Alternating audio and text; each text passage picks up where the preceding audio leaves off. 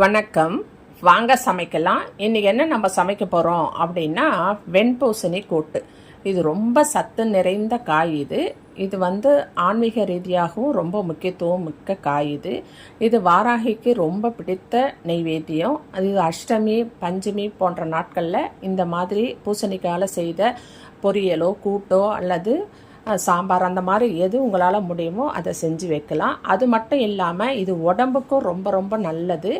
இது உடம்பில் உள்ள கெட்ட கொழுப்புகளை கரைக்கக்கூடியது, உடல் பருமனையும் குறைக்கக்கூடியது. அதனால் கண்டிப்பாக இது மாதத்தில் ஒரு முறையோ 2 முறையோ உங்களுக்கு வாய்ப்பு இருக்கும்போது கண்டிப்பாக செஞ்சு கொடுங்க. சிறியவர்கள் முதல் பெரியவர்கள் வரை இந்த காயை பயன்படுத்தலாம். இது எப்படி செய்யணும் அப்படின்னு சொல்லி நம்ம பார்ப்போம். அதற்கு முன்னாடி முதல் முறையாக இந்த சேனலை நீங்கள் பார்க்குறீங்க அப்படின்னு சொன்னால் சப்ஸ்கிரைப் பண்ணிவிட்டு பாருங்கள்.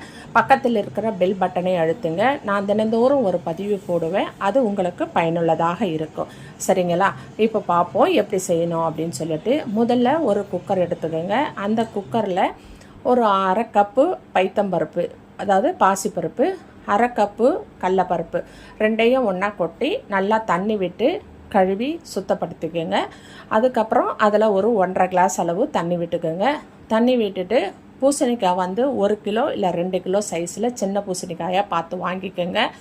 வாங்கி உங்களுக்கு தேவையான அளவு கட் பண்ணி தோல் சீவிட்டு கட் பண்ணிக்கோங்க. சின்ன சின்ன பீஸாக கட் பண்ணிவிட்டு அதுக்கப்புறம் 1 கப்பு வெங்காயம், அதாவது ஒரு 2 பெரிய சைஸ் வெங்காயம் நல்லா கட் பண்ணி எடுத்துக்கோங்க. அதையும் போட்டுட்டு அதாக கூட ஒரு 1/2 கப்பு தக்காளி அதை கட் பண்ணி போட்டுட்டு கட் பண்ணிய பூசணிக்காய் துண்டுகளையும் ஒன்றா போடுங்க. போட்டுட்டு இதுக்கு மசாலா ஒரு 1/2 ஸ்பூன் மிளகாப்பொடி, ஒரு 2 ஸ்பூன் தனியா பொடி, ஒரு 1/2 ஸ்பூன் உப்பு, ஒரு 1/2 ஸ்பூன் மஞ்சள் பொடி, இது அத்தனையும் ஒன்றா சேர்த்து நல்லா கலந்து அதை குக்கர் மூடி ஒரு 5 விசில் விட்டு இறக்கிக்குங்க. ஏன்னா நம்ம இது கடலை பருப்பும் போட்டிருக்கோம். அதனால் அது கொஞ்சம் வேகிறதுக்கு லேட் ஆகும். அதனால் 5 விசில் இல்லைன்னா 4 விசில் விட்டு இறக்கிக்குங்க. இறக்கிட்டு இது தாளிப்புக்கு நம்ம என்ன செய்யணும் அப்படின்னா ஒரு மிக்ஸி ஜார் எடுத்துக்கோங்க. 1 கப்பு நறுக்கிய தேங்காய் பத்தை, ஒரு 1/4 ஸ்பூன் சீரகம், ஒரே ஒரு பல்லு பூண்டு மொத்தத்தையும் ஒன்றா போட்டு நல்லா கொரன்னு அரைச்சிக்கோங்க. அரைச்சிட்டு ஒரு வானலி வச்சு அதில் ஒரு 2 ஸ்பூன் எண்ணெய் விட்டுக்கோங்க.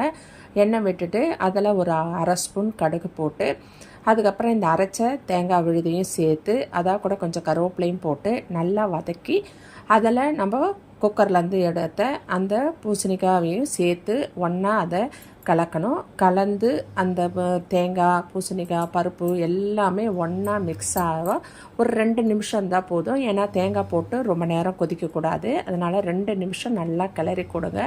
கிளறி கொடுத்து அதுக்கப்புறம் இறக்கிடுங்க.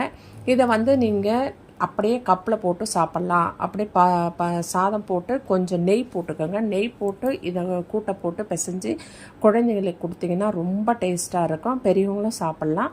ஆனால் நெய் போட்டு கொடுக்கும்போது குழந்தைங்களுக்கு கண்டிப்பாக கொடுங்க. இந்த கூட்டு எல்லாருக்குமே பிடிக்கும். ரொம்ப நல்லாயிருக்கும். ரொம்ப சுவையாகவும் இருக்கும். ரொம்ப உடம்புக்கும் நல்லது.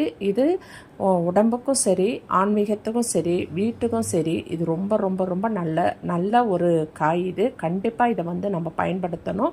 வீட்டில் இருக்கிற தேவையில்லாத கண் திருஷ்டி, எதிர்மறை ஆற்றல் இதெல்லாம் நீங்கணும் அப்படின்னு சொன்னால் கூட இந்த காயை நம்ம அடிக்கடி உணவில் சேர்த்துக்கணும். அப்படி சேர்த்துக்கும் பொழுது நம்ம உடம்பில் இருக்கிற தேவையில்லாத நெகட்டிவிட்டியும் எடுக்கக்கூடிய சக்தி இதுக்கு இருக்குது அப்படின்னு சொல்கிறாங்க.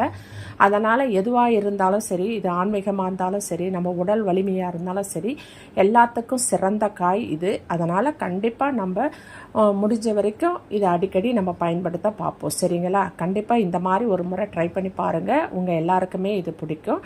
நன்றி.